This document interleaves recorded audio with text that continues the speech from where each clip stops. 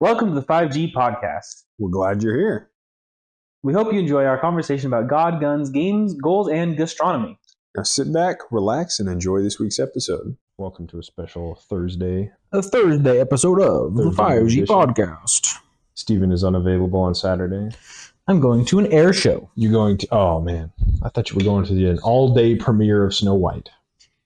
Just back-to-back screenings of Snow White and playing Assassin's Creed Shadows. That's all I'm doing. All day. He's like, it's time. It's diversity week. It's self-masochism week. Yeah. Something like that. Self-immolation week. That's cool. I'd want to do that. Yeah. My cousin and I are going down to Tucson to the air show down there. Is it? I wonder if it's hosted by the Air and Space Museum down there. I don't know because I don't know. I'm along for the ride because we're going to the Air and Space Museum afterwards. Okay.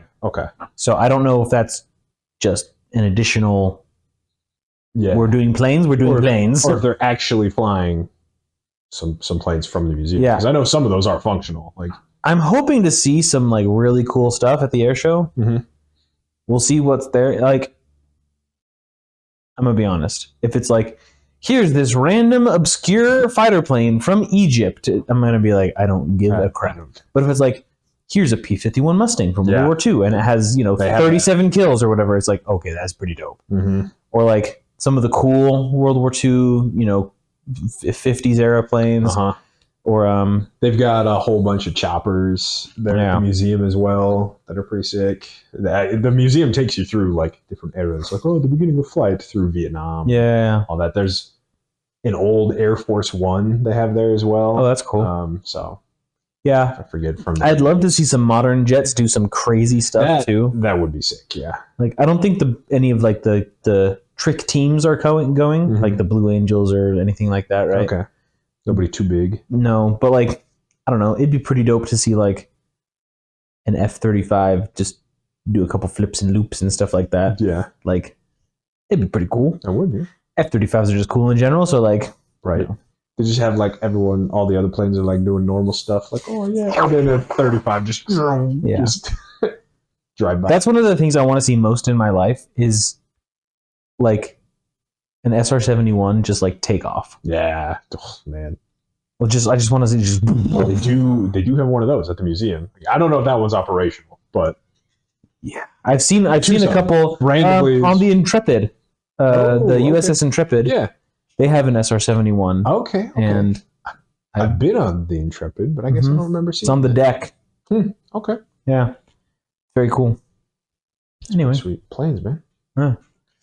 It's Tucson doesn't have much to do, but surprisingly is like except for bacon wrapped burritos, and planes and military stuff. Yeah, it's cool. Yeah, it'll be fun. So I hope at least. Yeah, you're along for the ride. Yeah, I think we're going with my grandpa as well. So car ride might be a little bit long. Oh yeah, because I think he might be driving.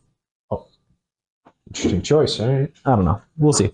Just 60 down the I-10 the whole way. Well, it might be that. It might be that. And we're frozen. Oh, yeah, so we are. Good catch. Good thing I looked at it. Right.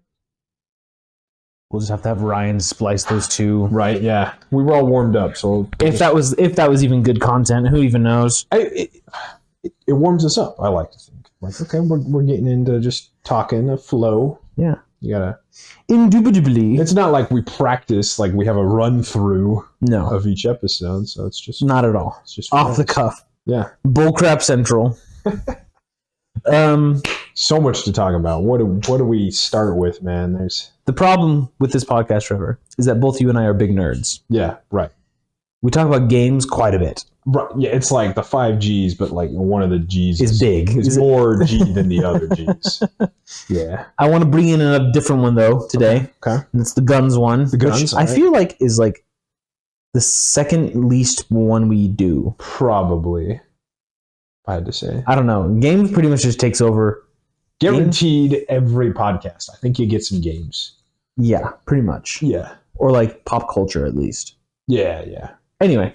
I wanted to do the guns one because some big controversy, kerfuffle. Oh my! It's very interesting. In the gun community again, what are they doing?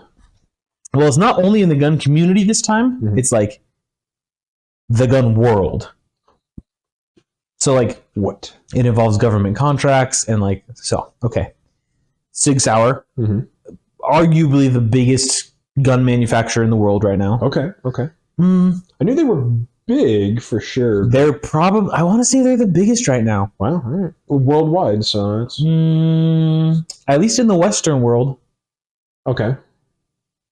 That might, I don't want to like put my rubber stamp of approval on that one. It's fine. I won't. I'm comfortable calling them in the top 5. Steven, give me your sources, man. I need to see your data. My sources is that they've won like the last 4 government contracts. Yeah, right. They're at least big enough to do that. So they came out with this is years ago, 2016, I want to say, maybe 15. They came out with a polymer gun, the P320. Oh, yes. It's a polymer striker-fired gun. It was developed not for the military trials for the new handgun, but for the military trials for the new handgun. Yeah. And it won the military trials and is now designated the M17 and M18, depending on which variant, right? So those are the 2 guns. So I'm going to be using P320, M17, and M18 as one thing. All interchange. We'll call that the gun, right? All right. So The gun in question. these guns, this model of gun, has been very popular since its adoption by the military, because if the military says this is good to go, other people are like, well, it's supposed to fight war, so like It's got to be reliable. for me to use it as a cop or in a daily carry situation, whatever. defense, Yeah. So many people, and competitive shooters included, Oh, yeah. picked up this gun to have, and it's, in my opinion. So first of all, I have no dog in this fight. I don't own one. Gotcha. Probably won't own one for Not a 6-hour fanboy. No, not a 6-hour fanboy. I mean, yeah, I have nothing against them at all, Yeah, right? I just not a 6-hour fanboy. Yeah. I think they make some great products. They've obviously done good enough to win a bunch of military contracts with different weapons. So like, Good on them. they're the ones who are doing the next generation squad weapon as well as the next generation squad infantry rifle. What is it called? Anyway, Not the DMR. no, it's the XM7. Yeah, I've heard of that one too, which I think has been just adopted as the M7 now. Okay. I don't remember. Anyway, so this gun has been adopted not just by the military, but by many law enforcement agencies, both as an approved handgun for personal purchase. Some cop units allow you to buy your own gun if it's on their list that you can carry, right? So if you don't want just like the standard issue M&P or Glock, right? Yeah. Or some agencies did start to issue these as their issued weapon, right? Yeah. Well, it came out through many reports, studies, everything, that these guns are not safe. No. And they will fire if not only handled misproperly, but if they're even dropped a little bit. If they're bumped, they can fire. Really? This is the claims that were made, backed up by significant evidence and lawsuits and everything like that, right? Goodness. So 6 Hour, Man, because I hate when they show that in TV shows. Because that's so unrealistic that like most 99% of guns are drop safe, right? Yeah, right. Like in the past 50 years. And this one is also extremely safe 99% of the time. But that's not enough. It's not enough. Yeah. Glocks are safe 100% of the time. Especially when it's this popular. Yes. Yeah. The more units you have out, the more obviously. So anyway. Yeah. That's obviously a problem, right? That's bad, yeah. 6 Hour, instead of addressing it and saying like, oh shoot, like, they didn't come out, they didn't say, oh shoot, our bad, we're going to fix it. They just started doing lawsuits and like settling and stuff like that, right? And never admitting fault. Interesting, yeah. This controversy comes up because it's been resurging again online because a competition shooter was using one and it fired and shot him in the leg while he was holstering the gun. Yeah. And on camera? Even? On camera. Jeez. And everyone was like, oh, well, he just, pulled the trigger. People because iPhones are great cameras now, were able to zoom in and analyze frame by frame this footage. And his finger was nowhere near the trigger. And there was no obstruction to pull the trigger. Right. So, like, guaranteed it didn't pull the trigger. He's like, I got caught on a belt loop or whatever. Yeah, which, like, can happen, It's right? possible, Like, for sure.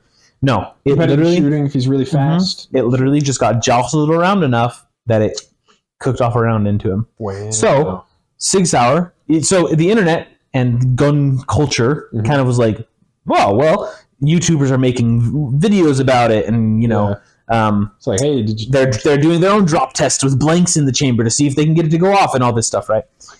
Sig Sauer, and I don't know if it was Sig Sauer from on high, the CEO dispersing this instruction, or if it was just a PR guy, or if it was just a lowly intern who was like, I don't like this. I'm a Sig Sauer cuck. So we say or whatever. You need a community manager, PR, social media guy. That's important.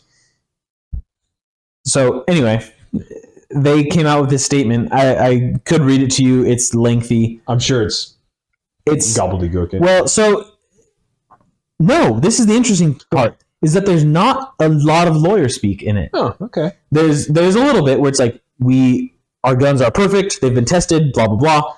The most perfect guns. But then they go, if you're spreading these rumors that they aren't safe, you're an anti-2A anti-Second Amendment shill or whatever, and like you don't appreciate like the Second Amendment and what it stands for, and like, and you're part of the deep state trying to uproot. Like they go off. They go off ham, just all out. I'll have Ryan pull up a little screenshot of it to put in the middle here, so you know if someone wants to pause and read the whole thing.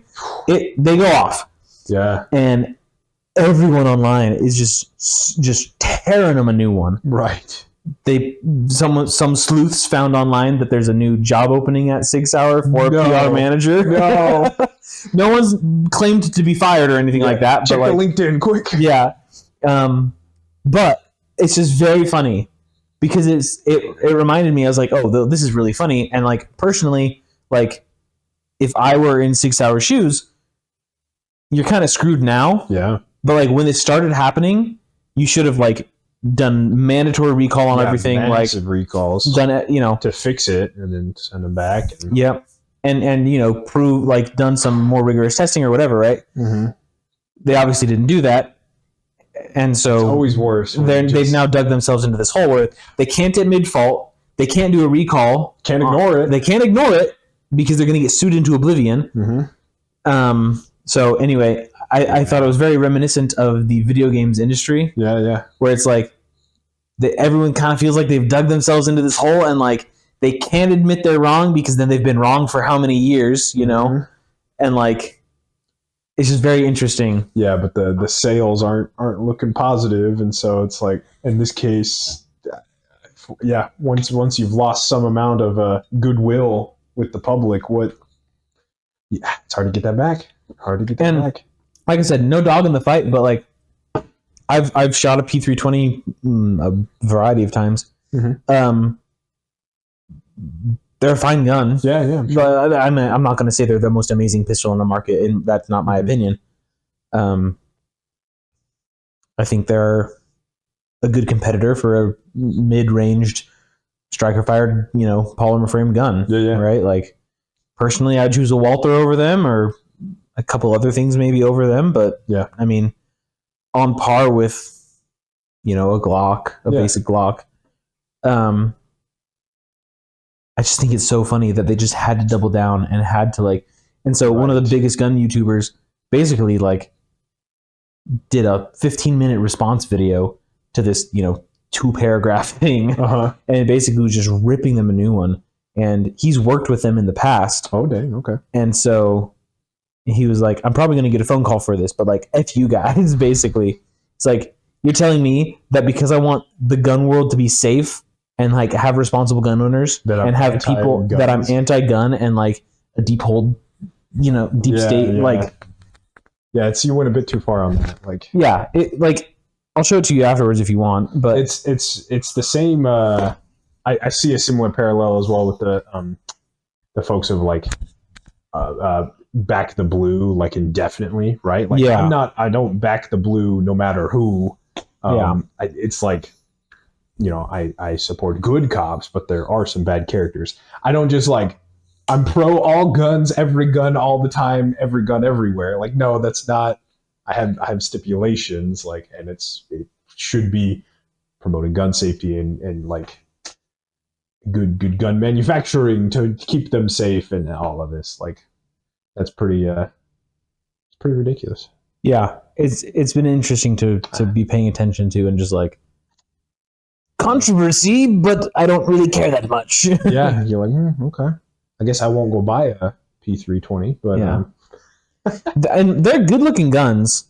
Yeah, like they look pretty nice, and like you can get they're nice looking guns. I hadn't heard that, so that's resurged this week because of the new incident. That is, that's rough for them. But yeah, and it's like, there's so many lawsuits. Yeah, like it's like at this point there could be like a class action lawsuit. In my opinion, I'm not a lawyer, so like, what do I know? But like, it seems like there could be a class action lawsuit for like unsafe business practice for like everyone who's bought one. Yeah, it's like this could go off and just shoot you.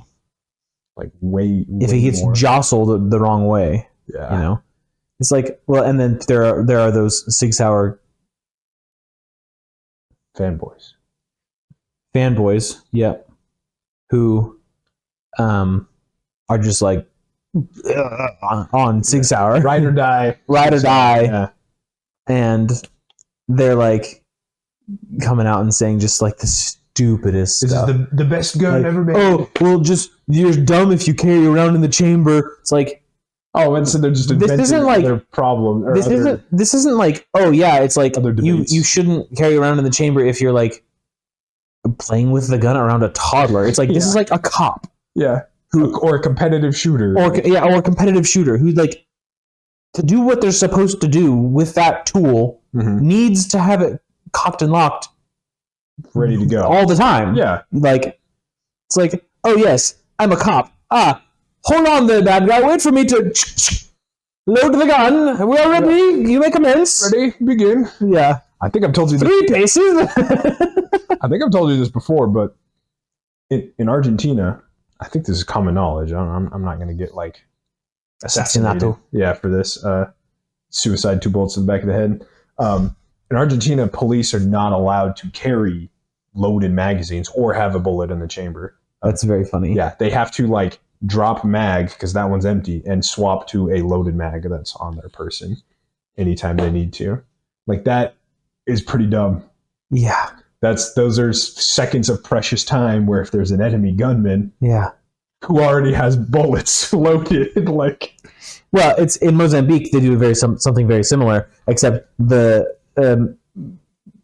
police with their AKs are just sitting on empty magazines. Oh, okay. That's all they have is an empty magazine. Yeah, that's all they have. One empty magazine that doesn't have a base plate on it, so you can see that it's empty. I was walking by. Put some duct tape over it. I was walking by one time, and he was just like holding his AK. They all have underfolders. I don't know why. That's all they use. It's this anyway. Interesting. Old Cold War gun, right? Yeah. And I'm walking by, and I look at it, and I go, "There are no bullets in that AK." My companion goes, "How do you know?" I said, "Because that magazine is empty." He's like, "How do you know?" "Because there's no base plate on that magazine. There's nothing to hold the bullets in the magazine." Yeah, right. Like, because without a base plate, there's no spring. It just without a spring, it's a hollow tube. Yeah, it can't load. Like, what? No. So I'm like, he could have like 1 bullet maybe in the chamber. Yeah. Which, like, he's currently sitting on the gun. So like, I hope not. I hope not. He's sitting on it. Yeah. They used him like they used him like shovels and they just abused these guns. It was crazy. Well, they're not even. I mean, they don't even have bullets. True. It doesn't work without bullets. It's a glorified shovel at that point. It really is. Just showing off.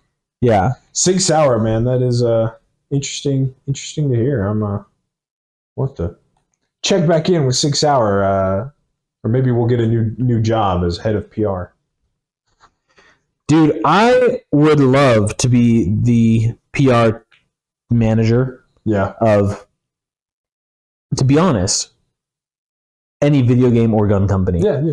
I would just meme the crap out of everyone. Right. I would maybe get bored eventually, I think, personally. But it would be fun. I think it would just like, Yeah, it could be boring, but like honestly, just hire me on as part time. Yeah, I'll do 2-3 hours a day, schedule all the posts. Yeah, you know, exactly. It's fine. Do a live stream every now and then or something. Yeah, send me a couple guns. I'll live stream with them. Yeah. Keep them in my save just forever. Just I need these in case they ask me further questions. I would love to be like one of some of these cheap companies, like guns that are like barely guns. Yeah. I would love to be their PR manager. Oh yeah. Because I would just meme so hard on like expensive guns. So High Point, I don't know if you know who they are. They have a gun. It's called the Yeet Cannon. Literally, they ran a competition and they asked, "What should we name this gun?" And everyone said Yeet Cannon. The Yeet Cannon. Yeah, this is a couple years ago when that was like a word, right? Like 2016 or 17 or something like that. Right. 18 maybe. Yeet. But they go, so they named the gun that. It's called the YC9, the Yeet Cannon 9. Oh my goodness. But the gun is like $120. That's nothing. It's nothing. And it's $120 gun. It's garbage. Like legit. But like if I were the PR manager for those guys, I'd be like, show off like a really like fancy gun. It's like, for this you could get 17 Yeet cannons. Ah, yes. Make your choice. Right. You could get 16 Yeet cannons, 4 cheeseburgers, like payday just came in, get yourself another Yeet cannon. Yeah, exactly. That's pretty goofy. Yeah, it'd be very funny. I would, yeah. But anyway. We can talk we got Magic? Sure. Yeah. We got a lot of Magic. Magic the Gathering. Never ending spoiler season is upon us yet again. But this looks okay. So we do have to address something. Okay. We had a comment on the video last week's episode. Last week's episode. They were asking about this set and what our thoughts were. So we have to do a very, very good job. All right. Thorough, in-depth analysis. Yeah. It sucks. No. It is. Sorry. Content. Good for clicks. It's the worst. No. They did say they think that it is a return to form for Wizards of the Coast. Okay. So I would like to get your opinion on that as soon as we go over some of the cards. I am a fan of Tarkir, and this set is Return to Dragonstorm. Return to Tarkir? I thought it was Tarkir Dragonstorm. Tarkir Dragonstorm? Some metal-sounding name. Dragonstorm. No, I'm Tarkir Dragonstorm. Okay. I'm a fan of Tarkir. And as we mentioned before, it's an original Magic IP, an original Magic realm. I played a lot back in the original Tarkir. So a couple of weeks ago, we talked about not Siege Rhino, the new card that's his little brother that's like, I don't know, Assault Rhino. Or something like that. Something like that. Charging Rhino or something? Yeah, there's like Siege Rhino's little brother. Mm-hmm. So I think that's super cool. I like that. And so far, I'm liking the set. I don't play Standard anymore, obviously, but I like story seems okay-ish. We're just going back to Tarkir in the future. That makes sense. Just a little bit advanced, not like sci-fi future.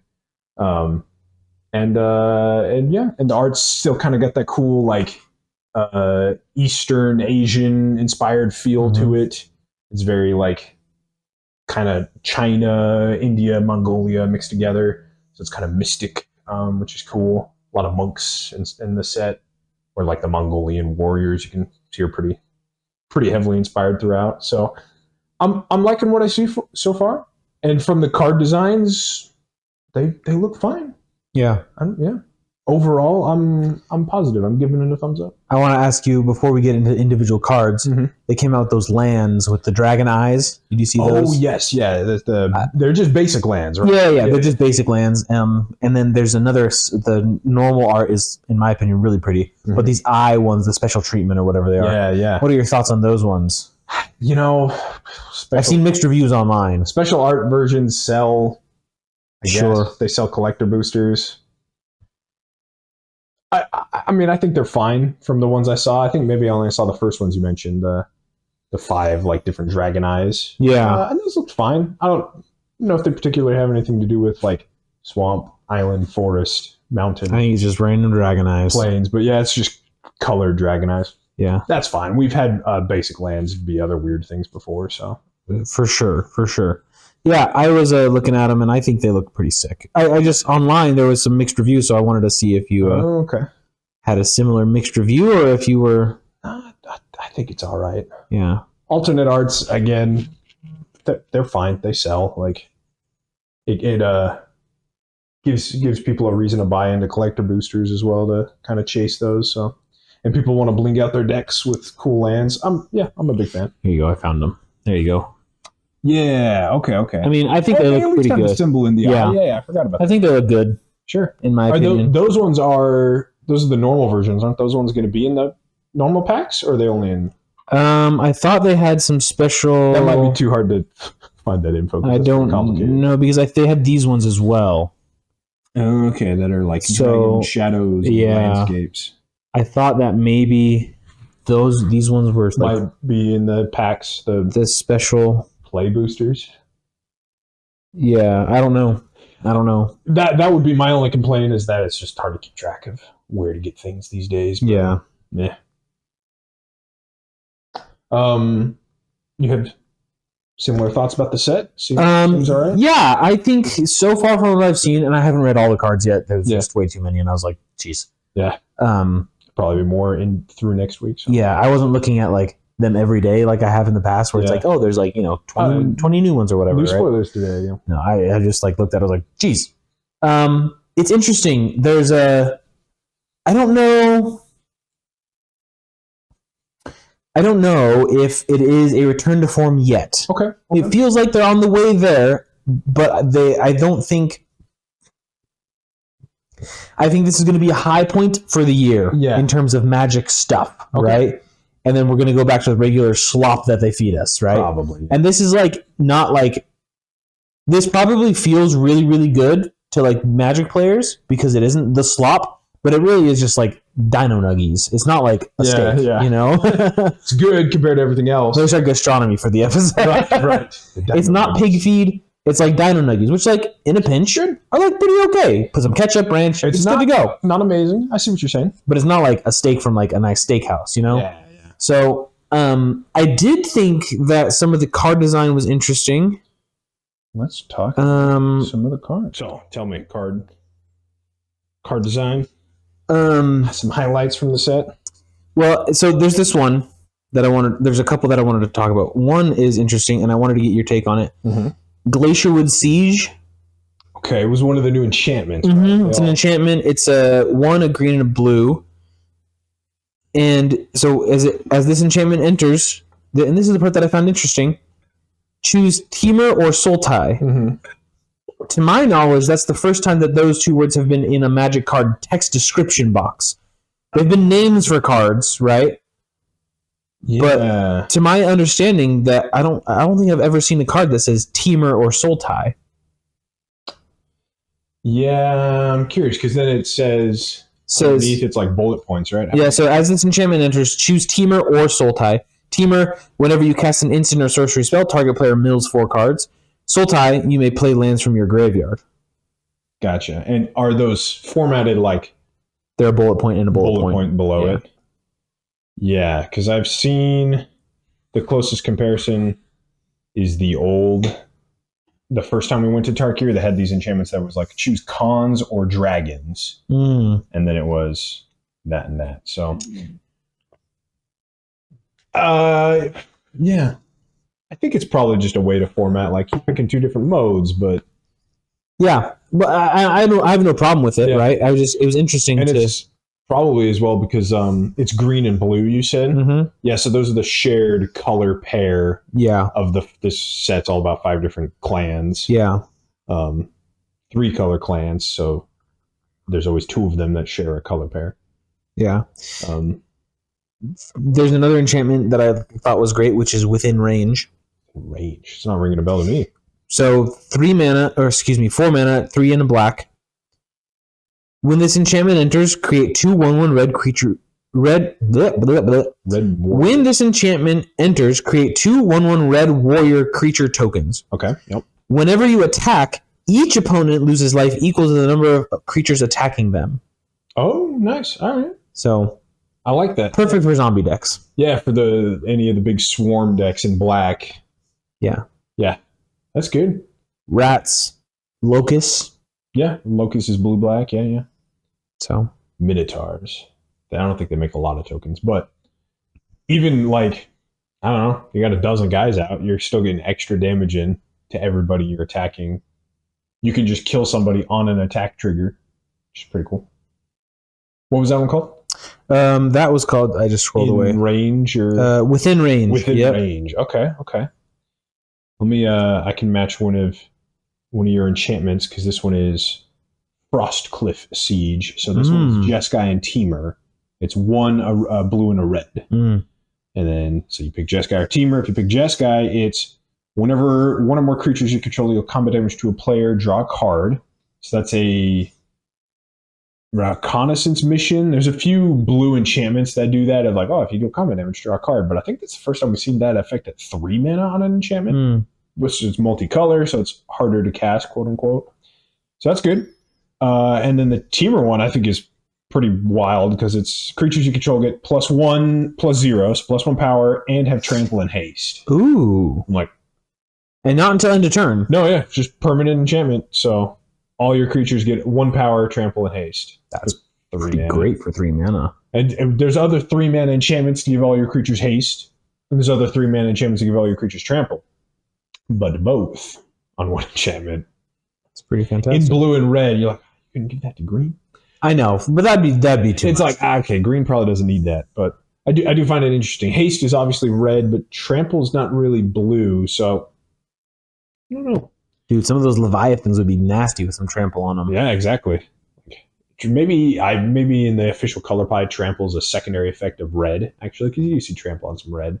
So that's maybe what they're going for. The first effect is like a common blue enchantment, and then this one is a red enchantment effect. But it's not bad. Yeah. Did you see the new X ability? The mobilize? Mobilize, right? Yeah. Yeah. No.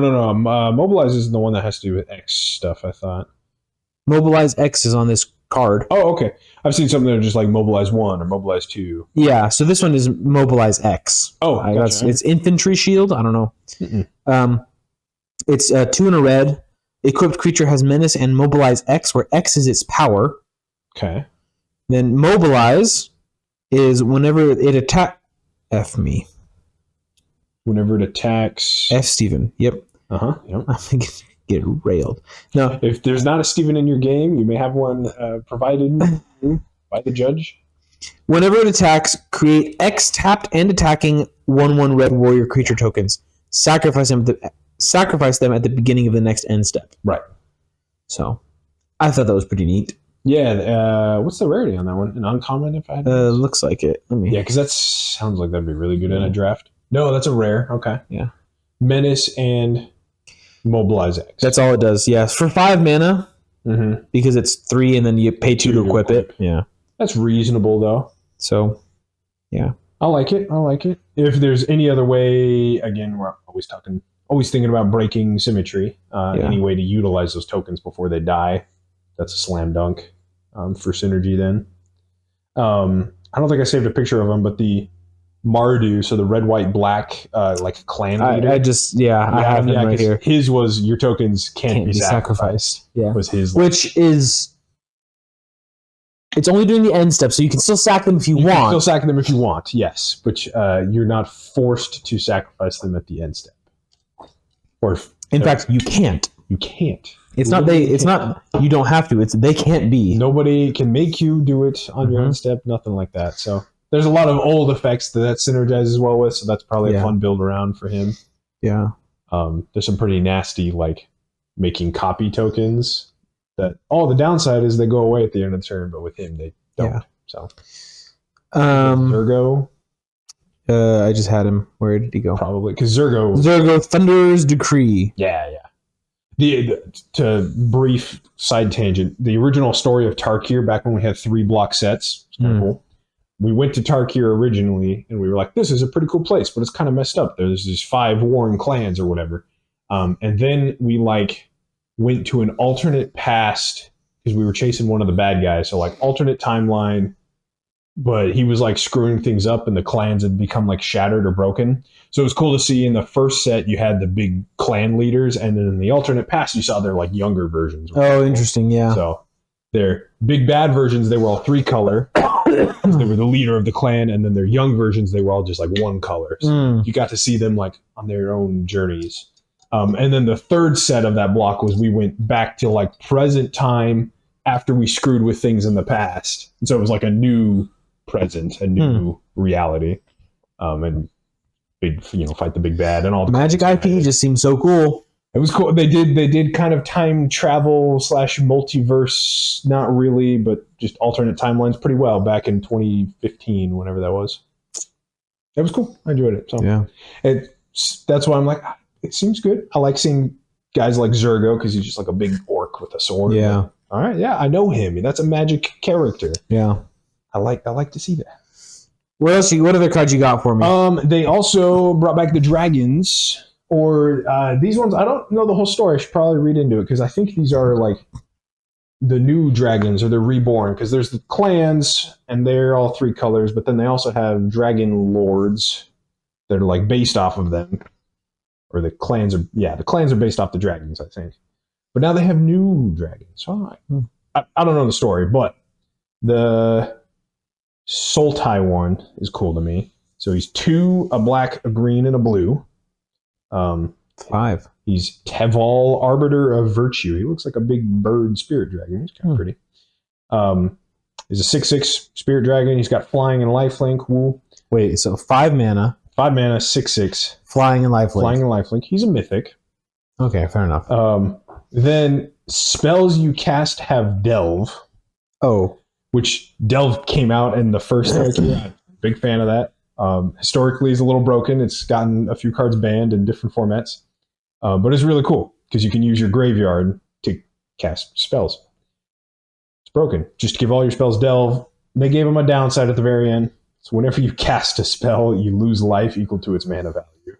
Oh. So delving, you exile cards in your graveyard to pay for the mana. It doesn't actually lower the mana cost. So yeah, you can cast anything with Delve, so it's cheaper to get out, but you have to pay life for everything.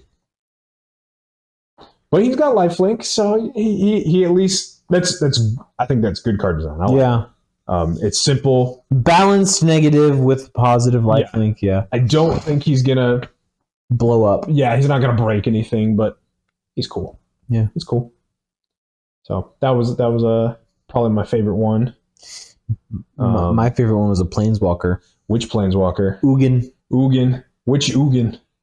The Eye of the Storms one. I know, but I present to you, he had different art versions that they've released. Oh, really? I present to you Bobblehead Ugin. Oh, I did see that. That was funny. I did see that one. It's pretty goofy. You're like, Ugin? What have they done to you? What have they... My boy! Oh, no! Oh, no, my boy! Yeah, I don't know if it was a secret layer or what. I actually didn't hear why, but bobbleheads. Regardless, the card design is pretty sick. It's pretty broken. Yeah. Well, okay. That might be an overreaction. It's really cool, though. It's really good. There's a lot, because Planeswalkers do have a lot of text, but... Well, and he's got a permanent ability as well, so it's, he's got 7 mana for a 7 loyalty guy, right? So that's cool. Then he has his static thing, which is whenever you cast this spell, exile up to 1 target permanent that's 1 or more colors. Any colored permanent. Whenever you cast a colorless spell, exile up to 1 target permanent that's 1 or more colors. Yeah, that's the part I have a problem. I was looking at the first one, like 7 mana Planeswalker, and you get removal right away. Yeah, sure. Then for all of your colorless spells, they just turn into removal. He's just an Eldrazi. Yeah, he is just an Eldrazi with extra steps. And it's not even non-land, Steven. No, it's anything. You know how easy it is to do infinite recursion loops with 0 mana artifacts, which are colorless. So you just do an infinite recursion loop and you exile every permanent on the board. Whenever you cast a colorless spell. Yeah. Trevor, let me think. Thopters. What color are they? They don't. Oh. They are not. So I can play them for free. Uh-huh. Because they're 0 mana. 0 mana Thopters, yeah. That's what I'm saying. It's not hard to do recursion loops with stuff like Thopters. There's whole deck archetypes built around Cheerios because it's a 0 in the cost. And bouncing them back to your hand. Yeah. Yeah. Even like, obviously, he's good. It's a board wipe with extra steps. With extra steps. Obviously, he's good in a colorless deck or in an Eldrazi deck or a very artifact heavy deck, but like most decks just have Soul Ring and Arcade Signet, and if you have some slight artifact synergy, you should probably consider Ugin, Eye of Storms. Yeah. Well, we didn't even get to his actual other abilities. So he starts at 7, which is fantastic, right? So far, we just read an enchantment. Yeah. Yeah. And a great one, too. Oh, I would pay 7 mana for that enchantment. Great enchantment, yeah. +2, gain 3 life and draw a card. Oh, and card draw on him. Yeah. Why not? Too bad he's not a commander. I know, right? Oof. For 0, you can add 3 colorless. Just if you need some of that, yeah, why not? For why not? For 0, sure. So you activate. Okay, his ult is 11, -11, but that's only 2 activations away, Yeah, exactly. He starts at 7. He's got a +2, so and then a +2 again. Yeah. And you've gained 6 life and drawn 2 cards. it's hard to judge planeswalkers based off their ultimates, but you do have to keep an eye on them, especially when it's only 2 turns away. And also, when you do this, search your library for any number of colorless non-land cards, exile them, then shuffle. Until end of turn, you may cast those cards without paying their mana cost. Cast them, yeah. Okay, Trevor, remind me what that first part said. Whenever you cast a colorless spell... Exile anything. Oh, and so I can kill this guy. Okay. Well, no, I'd have to not kill him. But I can get all of the colorless spells out of my deck. Mm-hmm. And then I can play them all for free. Until end of turn, yeah. So you can pick and choose the order. Yeah. You can wait. Yeah. And then it borderlines everyone. And then exile every colored permanent. Oh no, they get to keep their Soul Ring, but they don't have any lands. Yeah. So what you're saying is that this guy is going to be bought so quickly to go in every single Eldrazi deck on the planet. Yeah. Ironically, Ugin in the story is pretty anti-Eldrazi. Well, but, he might be joining them. I think he's joining forces with them. So. I think he might be. I think bad guys are teaming up. Enemy of my enemy type thing. Yep. That's probably the chase mythic of the set, and they gave him alternate arts and stuff. So $40 mythic. Easy. Yeah. Easy. So safe to say. The original Ugin from Tarkir was like a $40 mythic. I had one in my hands at one point. And then I sold it probably for my standard deck at the time because I was like, no, I'm playing mono red aggro, man. Get out of here. Do you regret that? A little bit. I had fun at that time. So actually, I wasn't playing mono red. I think I swapped to some goofy deck right after that rotation, but that one I probably regret. But Ugin, the original Ugin, was very good for a long time because he was like still 7 mana. And back then, this was wild. He was like +2. Maybe you drew a card. I don't even think you drew a card, but it was just like +2 to deal 3 damage to any target. You got a lightning bolt. You're like, oh, lightning bolt. All right. 7 mana lightning bolt per turn. Yeah, it's pretty solid. Good. Oh, I just can't beat this. Yeah, it's too good. And now we get this. Yeah, like I'm not mad. No, because like planeswalkers, they're pretty easy to kill. I mean, yeah, this guy's hard to kill with combat damage though because he comes out at 7. Comes out at 7, and you'll probably +2 him right away, so he's 9 really. Yeah. He's good. Yeah. Anyway, that's I think that's all the cards that I had that I wanted to go over. Yeah, those are kind of the fun ones. There were like 1 or 2 others I thought were kind of goofy. Like I could go over them briefly. Draco Genesis was a goofy card. I didn't see that one. It's an 8 mana red enchantment where you can cast dragon spells without paying their mana. I did see that one. Yeah. It's a play on like Necrogenesis. Yeah. It's an old magic card. The new Elspeth is pretty good. First off, I like to see that she got her spark back. I thought she lost it. I don't know. But she's like an angel now. It's cool. She used to just be a soldier. But her passive planeswalker effect is the doubling season. So anytime you create 1 or more tokens, you create twice that many tokens in mono white. It's good to see. Good to see. More doubling effects. Yeah. So, yes, those are kind of The highlights so far for this week. Yeah, I did notice that there were a lot of cards that were doing the mini sorcery in their the adventures. the adventures. Except they you- didn't call them adventures. It was like claim territory or some crap like that. Okay. The same thing though, where it's like You can cast them as the spell first, then they go into exile, and then you can cast the creature. Well, I saw a couple of them. They didn't actually go into exile. They actually got one of them got shuffled into the owner's library again. Oh, it's fascinating. Yeah, I don't remember which one. And I definitely could be fact checked on that. I'll have to keep an eye out for more of those this week. Then I kind of skimmed over it because I was like, adventures, whatever. Yeah, they seem like a gimmick for for draft for limited. Yeah, like it's good value, but yeah, never great for commander. But sure. The last highlight actually is the Craterhoof Behemoth reprint. Oh, nice. In standard, which is weird. I don't think standard's going to use it, but like maybe some crazy elves deck. He costs 8 mana, which is really hard for standard. Yeah. But in commander, Craterhoof Behemoth ends games. So he's a mythic. He's got cool new art where he's a giant plant mammoth, giant elephant thing. Reprint is good. Should bring that price down for Craterhoof Behemoth commander players. It's not a bad thing. It's positive. New art's fine. So good. And maybe he destroys standard. I don't know. That'd be funny. It'd be interesting For anybody who still plays standard. Does I think anyone there is a mono green elves deck in standard, but their mana curve is so low. There's no way they're running. Well, but they all do mana. They all generate mana, yeah. So they're running 7 lands, right. but also they're running 80 elves. Yeah. So for the first time, I think they do have like Llanowar elves and Elvish Mystic, I think, or something weird like that. They've got a lot of mana dork elves in standard. I mean, most of the elves are mana dorks. Yeah, exactly. But some of maybe it's worth fitting in. Just your 8 mana finisher I have 12 elves. Now they all get +12/+12 and trample. Yeah. So Rough.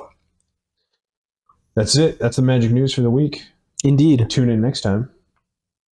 For more? We'll have some more, probably. Maybe? Yeah. I think Don't see why not. next week is spoiler season, so.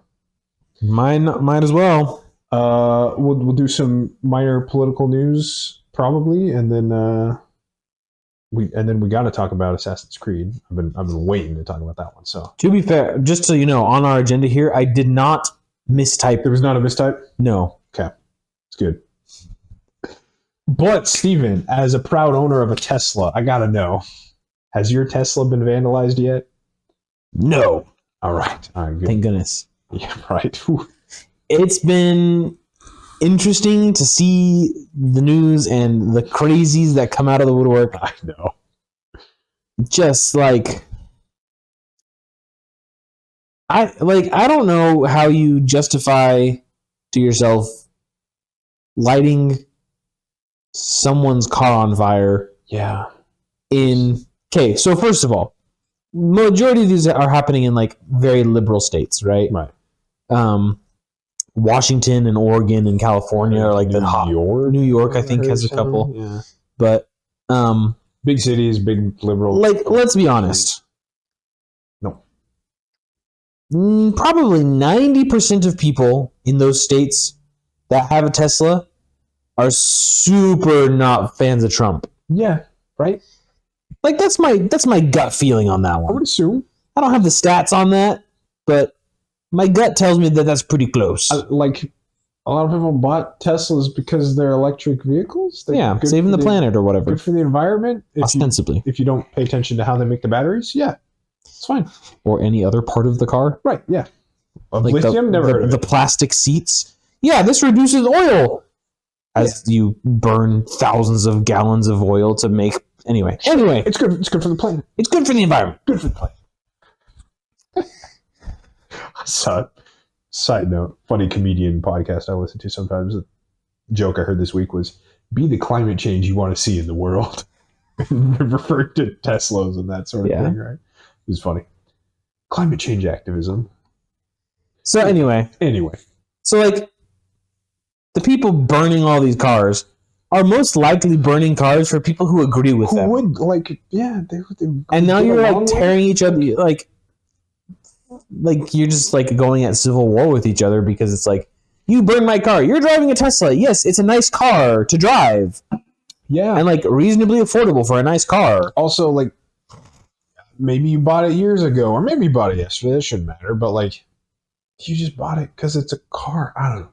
You should be able to separate the car from the guy you don't like, who's, I'll say it, is not really affecting you in your daily life that much. Like, No, not even that much at all. Zero.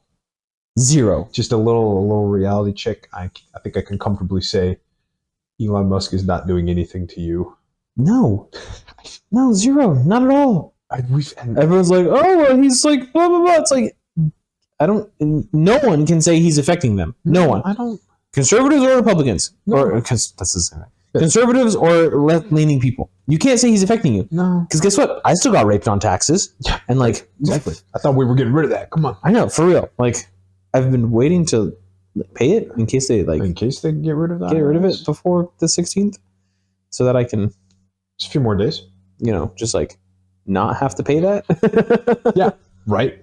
He's not like, you still have your jobs. You still have everything. Like, I don't know. He's not.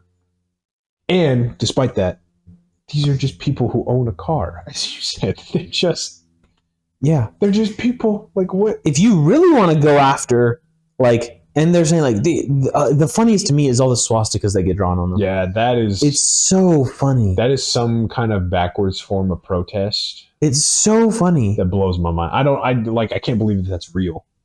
It's so funny to me. I hate because, like, you're claiming that they're a Nazi, right? This is the claim, is that people who drive Teslas are Nazis, right? Nazi supporters, Nazi sympathizers, yeah. What do Nazis like? Swastikas. They love them. Okay, so if they're a Nazi and you draw a swastika on them, have you not just done them a favor? Gee, thanks. You saved me the paint job. It's like if you're like a Southern Alabama boy and someone decides to paint your bumper with the rebel flag. You're like, cool. Okay, all right. Awesome. You can use a little touch-up on the sides there. But yeah. Again, you saved me the trouble. Okay. Yeah. I was going to do that anyway.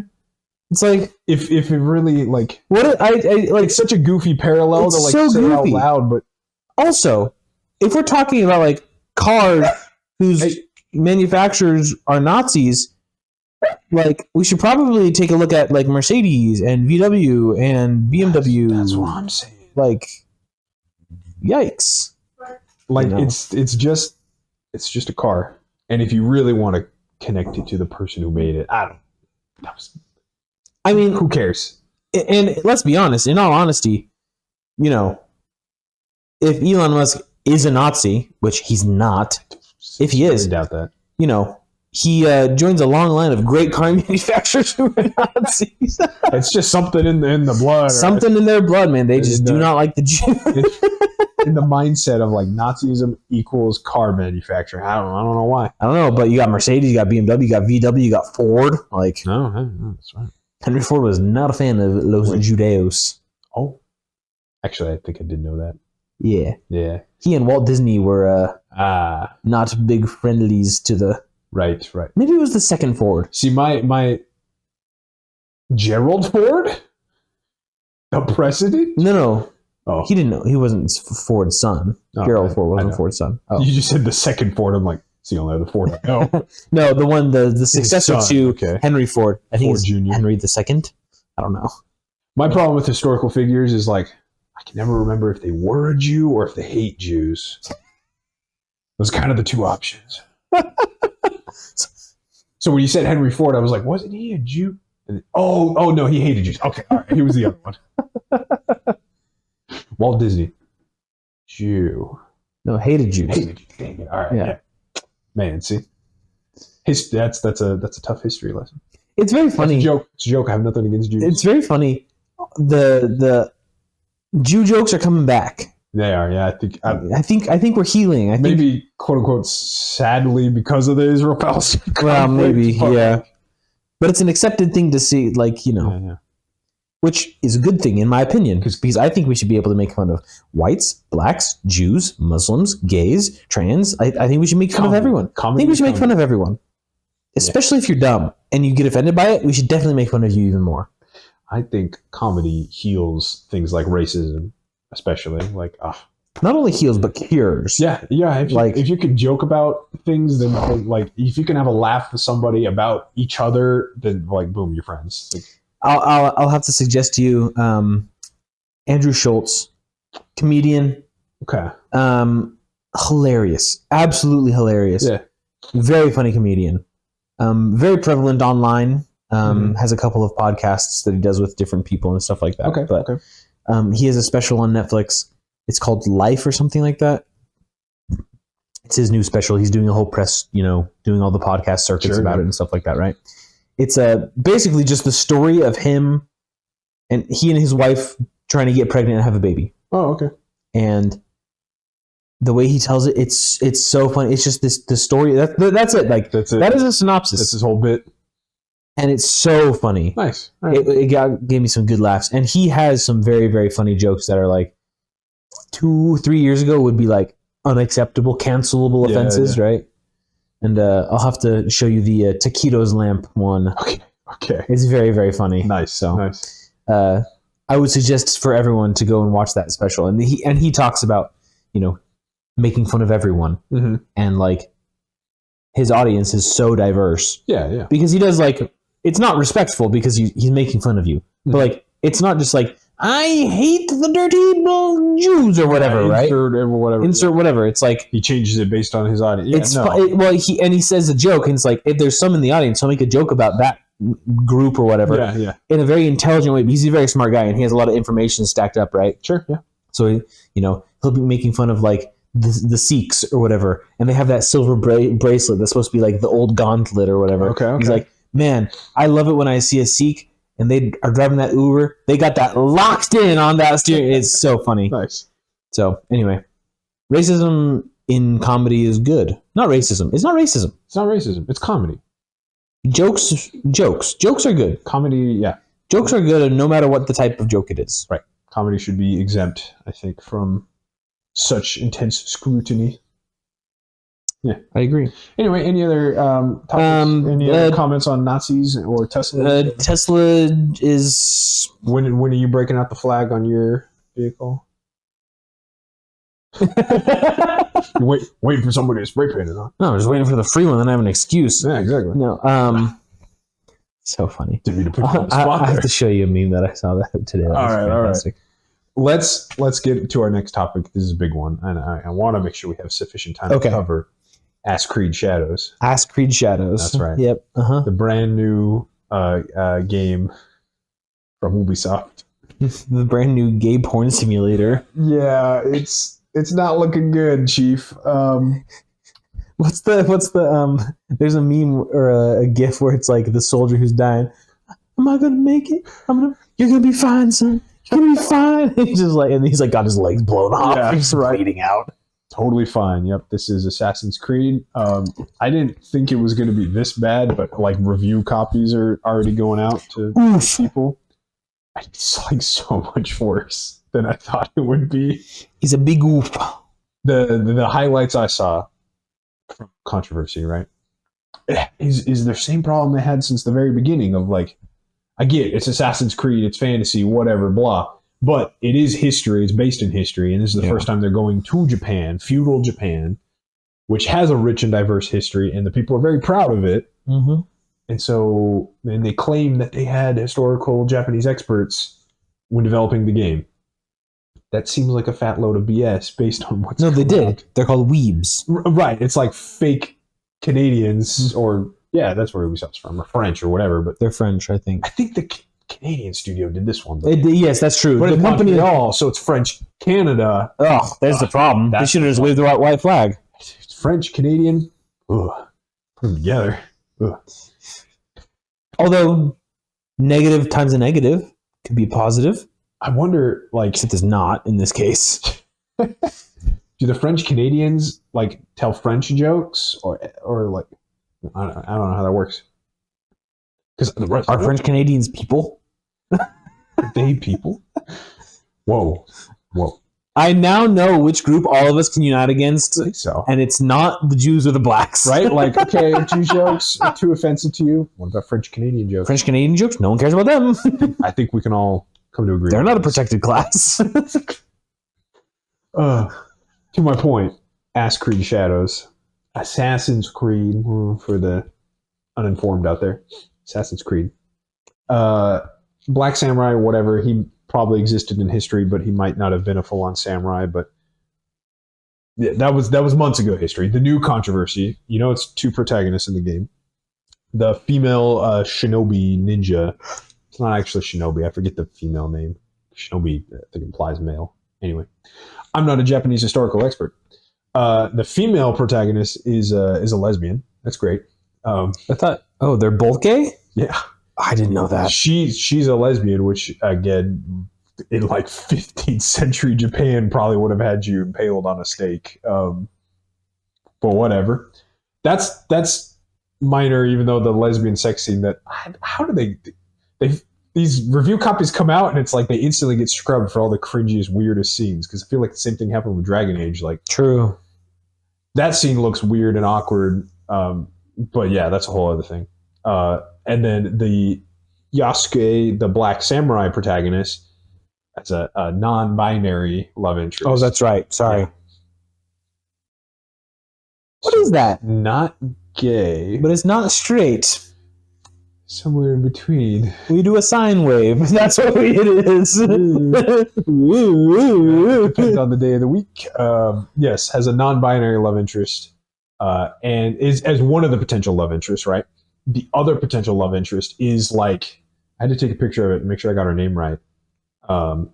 Is a well-known historical figure in Japan. Oh, I heard there was super big uproar about this because she was like she's the sister of Nobunaga, which is a very big emperor in Japanese history. I want to say he's the one who like united a lot of them and kind of all the shogunates. Yeah, he led to sort of modern day Japan being united. Nobunaga is pretty big in Japanese history. Well, and I thought I read that she was like the mother or like the great grandmother, the matriarch of like the lineage of emperors. Yeah.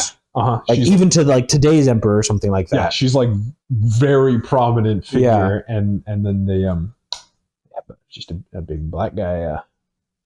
Who'd you get in? How are you looking? That's not. I understand that's not real history because it's Assassin's Creed. It's a video game, but like, isn't that a little too far? You're kind of, I don't know, perverting the real history a bit too much. Yeah. I mean, like, couldn't you have picked someone else? Couldn't you just write a new character? Just pick generic random Japanese female. Or how about this? In my Assassin's Creed game, I don't have to have sex with some random girl. Also that. I'm playing an Assassin's Creed game. I want to assassinate people. I would like to live the fantasy of being an assassin. Yeah. Like, I can I don't need to have a love interest in my Assassin's Creed video game. If I wanted to have a love interest in a video game, I'm going to go play Stardew Valley or some crap like that. Something else that's better designed for that. That was like the problem with Dragon Age. The Veil Guard was like, yes, you get to live out the fantasy of asking people their pronouns. You're like, no, that's not.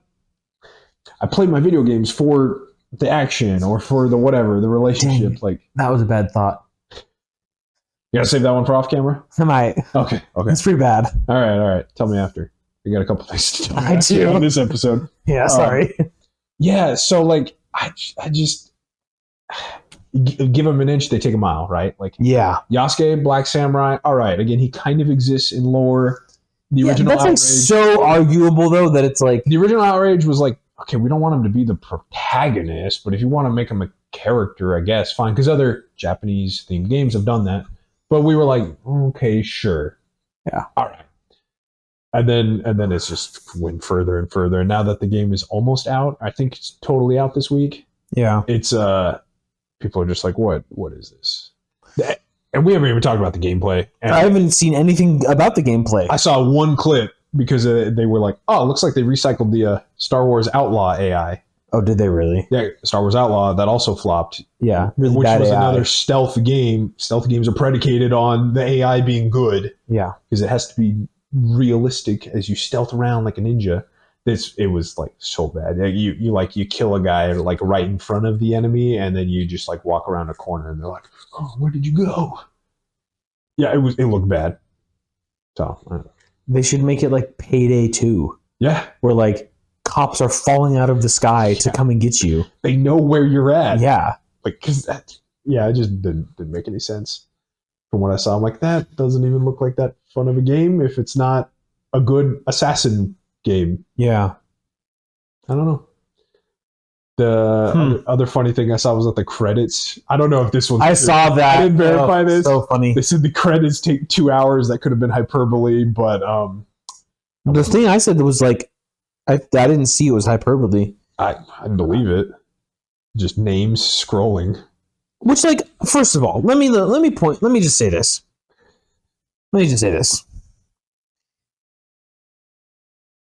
In movies and in video games, not everyone that touched the thing deserves to be in the credits. Yeah. Ah, yes, the bagel delivery guy. Does not deserve to be in the credits. No. Does not. Mm-mm. Low-level artists who designed the 3 blades of grass don't deserve to be... Like, I'm sorry. No, probably I'm sorry. Like, if you were the art designer of the game, yeah, sure. And you're the, like, direct team, the art team. Yes, of course. Maybe. When you make a thing, put your name on it. Sure. But, like... when you contribute to it. When you are, like, a significant contributing... Like... Yeah. This is the random consultant that we called on the phone about a obscure piece or, of... like... whatever. You were the account... Like, I literally was watching a movie the other day, and there was, like, accounting team. It's like, what the F did the accounting... like... Yeah. That's just the accounting team of the company. They didn't do anything for the game that the company made. I don't... Like, why are the accountants on this credits list? They made sure everybody got paid so that they could make this game or this movie. I find it so funny. It's like, yes, the camera guys who are filming everything for a movie, the crew, yeah. Sure. Yeah, 100%. They deserve to be in there because without them, the movie could not be made. Definitely. Guess what? An accountant, you can find a new accountant. Yeah. They're not directly producing the movie. No. It's so ridiculous that, like, everyone just wants to be like, oh, well, I was in the credits of this video game. It's like, yeah, so was everyone and their mother's dog. Yeah. Yeah. It's either that or some combination of it, and it's just like Ubisoft is so full of bloat that they're going under. They have to. Well, they've already talked about selling off IPs. Yeah, exactly. And if the credits are that long, they clearly have too many people. So 100%. Too many people making bad games. They're just... Yeah.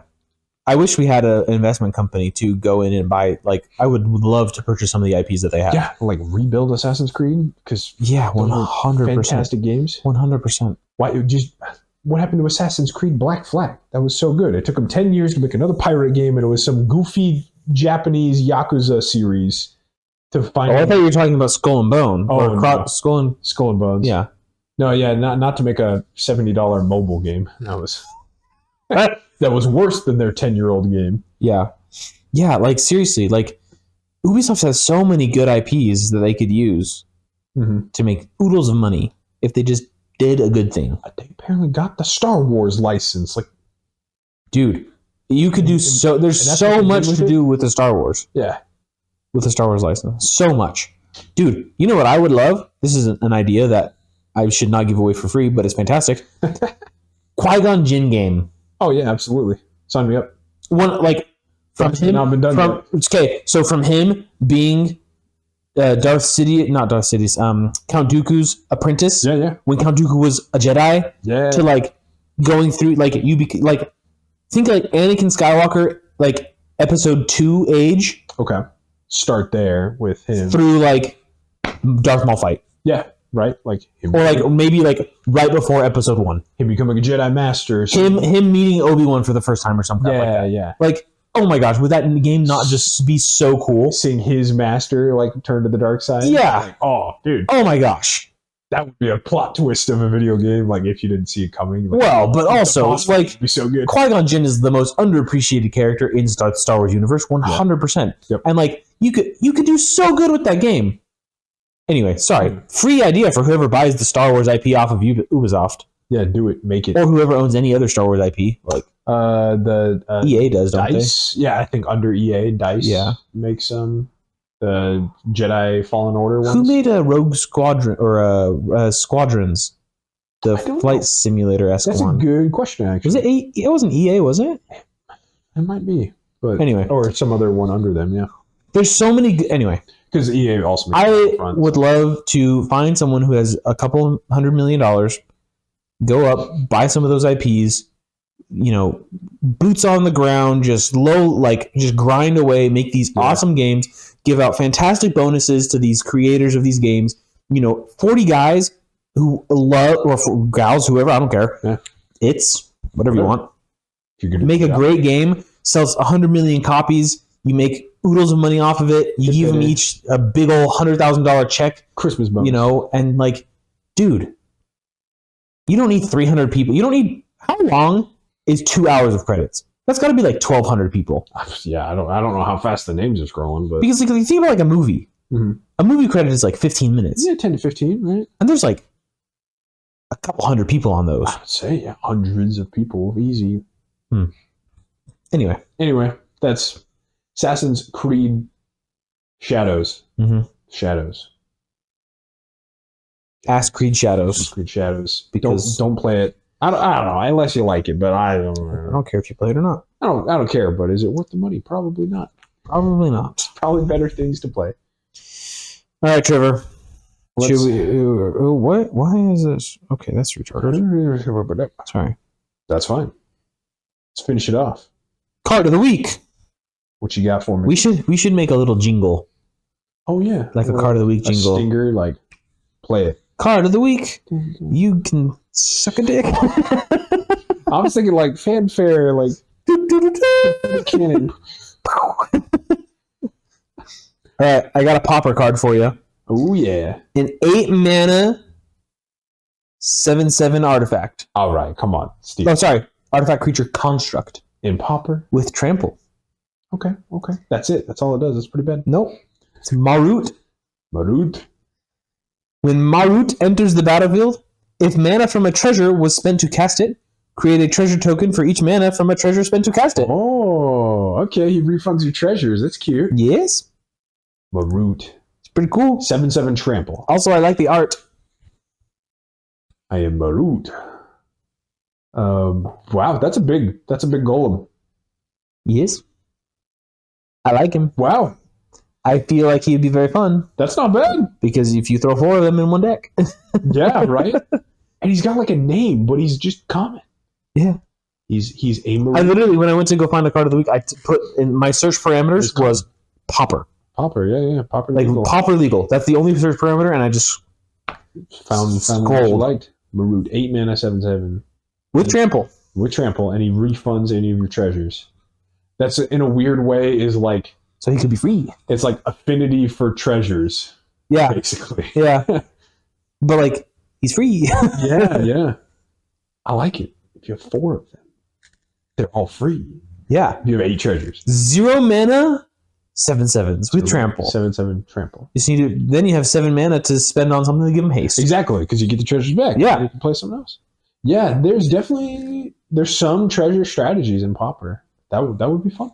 I think it's pretty cool. Marut. And a 7/7 with trample is a big creature in Pauper. Oh yeah, absolutely. That's chunky. Even the one everyone has a hard time with right now is the 4/5 Writhing Chrysalis, the red green Eldrazi guy. He's got more than 3 health. It's kind of hard to kill in Pauper.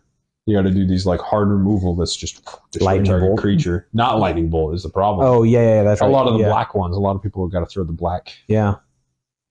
So 7/7 is that's big. Marut. I also like his name, and I also like his art. Yeah. He's a cool card. Get yourself a Marut. I might have to get myself one. I like him. He's cool. That's your challenge. Build a Pauper deck around Marut. That's it. It's funny. Most of them who have names are Marut, the seeker of bananas or whatever. This guy is just Marut. That's what I'm saying. I am Marut. I'm Marut. Pretty good. Thanks for sharing. Ta-da! There's the fanfare. All right. That's going to be the fanfare from now on. Ryan's just going to take that clip and just put it in. Yeah. That's it. Thank you for watching this week's episode of the 5G Podcast. Make sure to like, comment, and subscribe to see more. And we'll see you next time. Thanks.